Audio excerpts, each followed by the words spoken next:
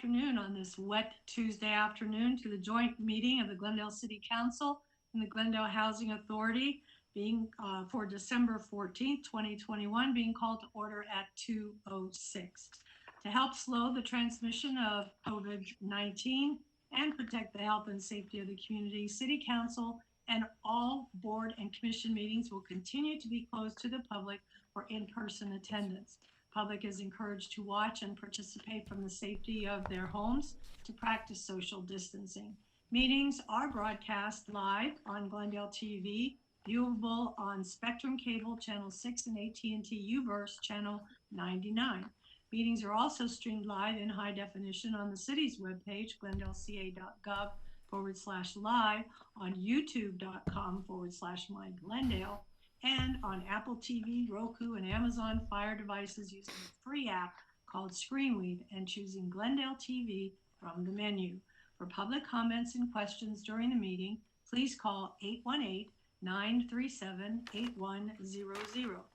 Public comments on the specific agenda item will be taken when that agenda item is discussed. Thank you. May we have roll call for council, please? Councilmember Agajanian. Brotman. Here. Kasakian. Here.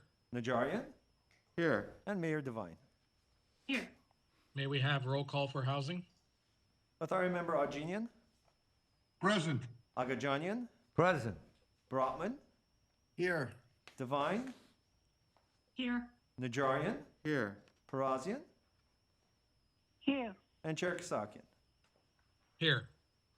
And your report, please? The agenda for Tuesday, December 14, 2021 joint public meeting of the City Council and the Housing Authority was posted on December 7, 2021 on the bulletin board outside City Hall. Thank you. What's next, please? Next would be community development regarding fiscal year 2020-2021 low and moderate income housing asset fund annual report. A, City Council motion to note and file the fiscal year 2020-2021 LMIHAF annual report in accordance with California Health and Safety Code 34176.1. Thank you. Mr. Galanian? Yes, good afternoon, Madam Mayor, members of City Council, Housing Chair Kasakian, members of the Housing Authority. This report is required on an annual basis by the state of California. I'm going to turn it over to Pam Jackson, our Housing Coordinator, to present the report to you. Hi, good afternoon, Housing Authority Chair Kasakian, members of the Housing Authority. I'm Pamela Jackson, Housing Coordinator for the city. Before you to request that you note and file our annual low and moderate income housing fund report for fiscal year 2020-2021. This fund received housing assets from our old redevelopment housing set-aside fund after the dissolution of redevelopment in 2012. Since then, the state requires us to report on activities and expenditures from the fund. It also requires us to perform tests to ensure the funds are being spent properly. So on the first slide we have here,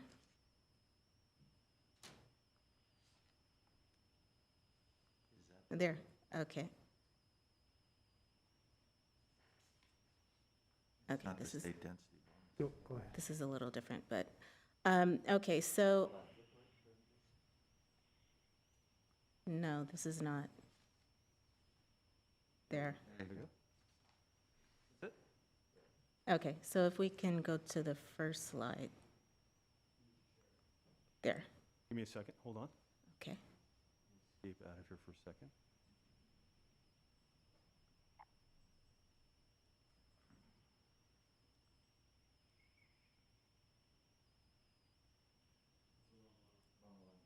A second.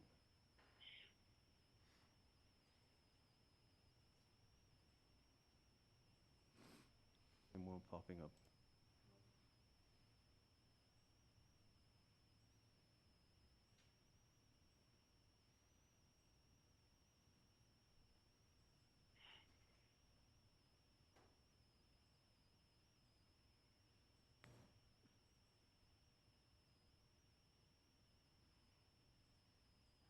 There we go. Okay, thank you. Okay, so we're on the first slide, and as you'll see, these items are a summary of the items that we're required to report on. I'm gonna have to stop it one more time. Okay. Still not Sure. working. Give me a second.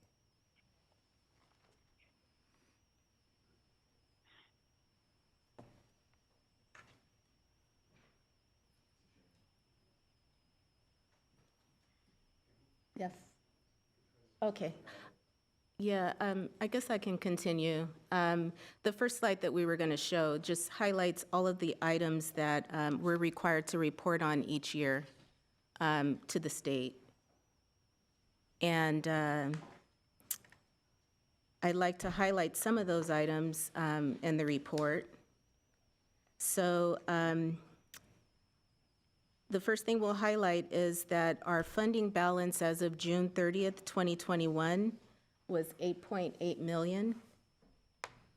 And this includes an unencumbered fund balance of $8.4 million available for future affordable housing purposes, including staffing, administration, and development. $2.8 million was deposited into the fund last fiscal year. The largest deposit was for $1.6 million, which was the city's agency debt repayment. Deposits also included funds returned to us from Heritage Housing Partners in conjunction with our servicing agreement with them. And as you know, that agreement gives Heritage Housing Partners a line of credit to purchase units at Dorn Gardens, our first-time homebuyer affordable housing project. And this is done to preserve the affordability of units at that project. So some of the money that we have deposited into the fund is funds returned to us from Heritage Housing Partners when they resold one of the units there to a new family. During the last fiscal year, we expended $1.9 million from the fund. Administration was our largest expense at $1.4 million, but again, $1 million of that was the amount that was related to our contract with Heritage Housing Partners. As previously noted, we are required. Can I interrupt for a second? Because we are not seeing your imagery. Your presentation is not visible. Yes, I don't believe it's. 100% of the image, so we can view it 100%, not 47%. Okay, it's not working, so we're just continuing on with the presentation.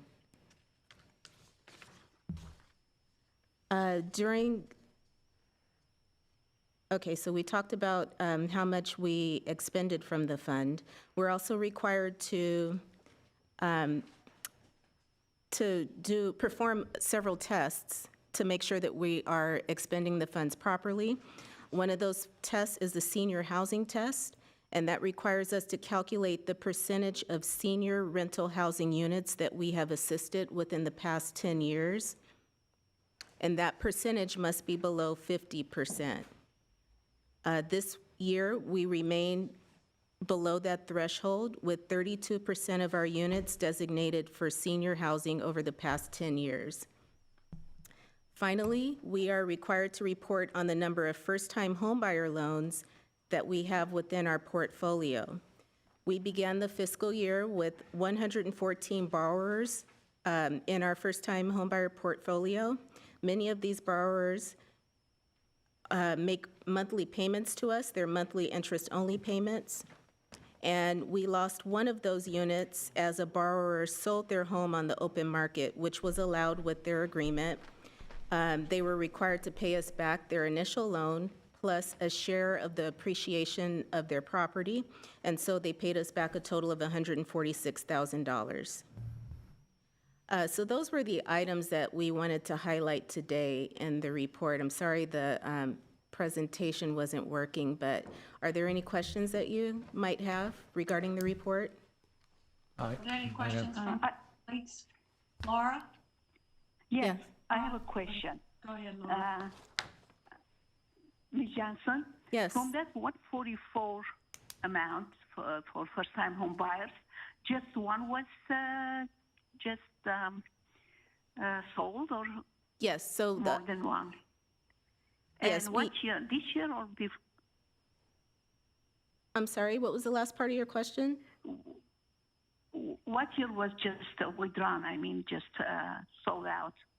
Okay, so we had 114 What?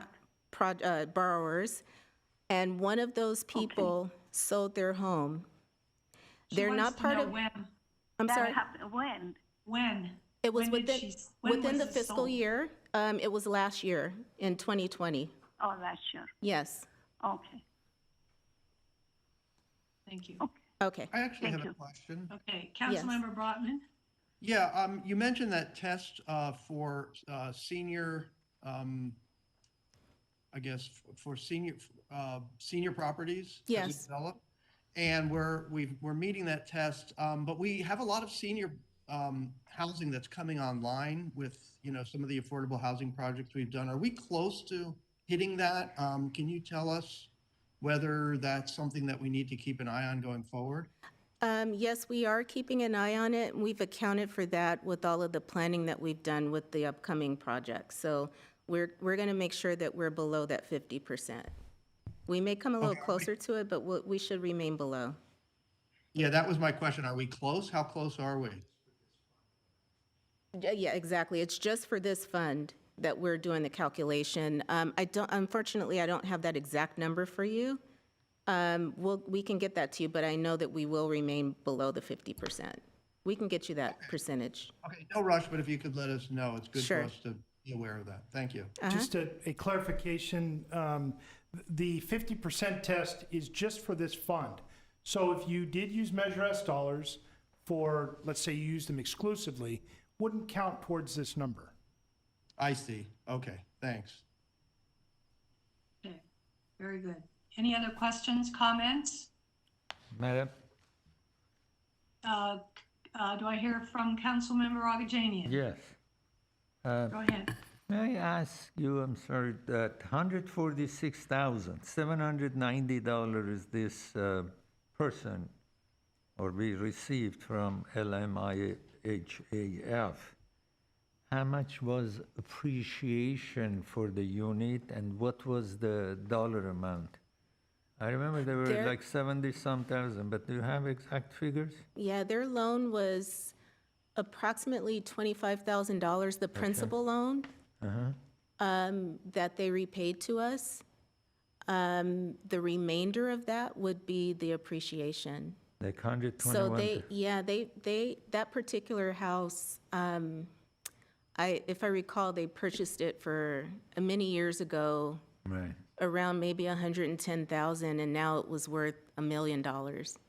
So in that, we do share a percentage of that appreciation with them. What's the percentage we share with the tenant It or dep- the owner? With the owner, it depends on the amount that we assisted. So, for instance, in this case, I believe it was about 20%. So our funding, our loan was 20% of their total home purchase when they purchased the home.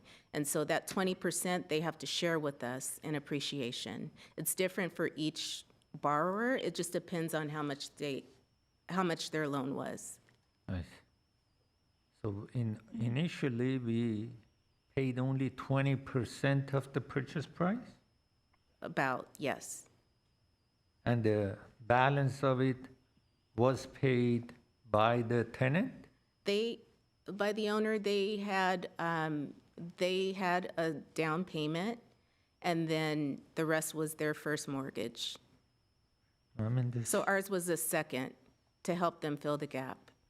no, this house, the unit, you said that was purchased Many years ago. many years ago, purchased $110,000 for $110,000.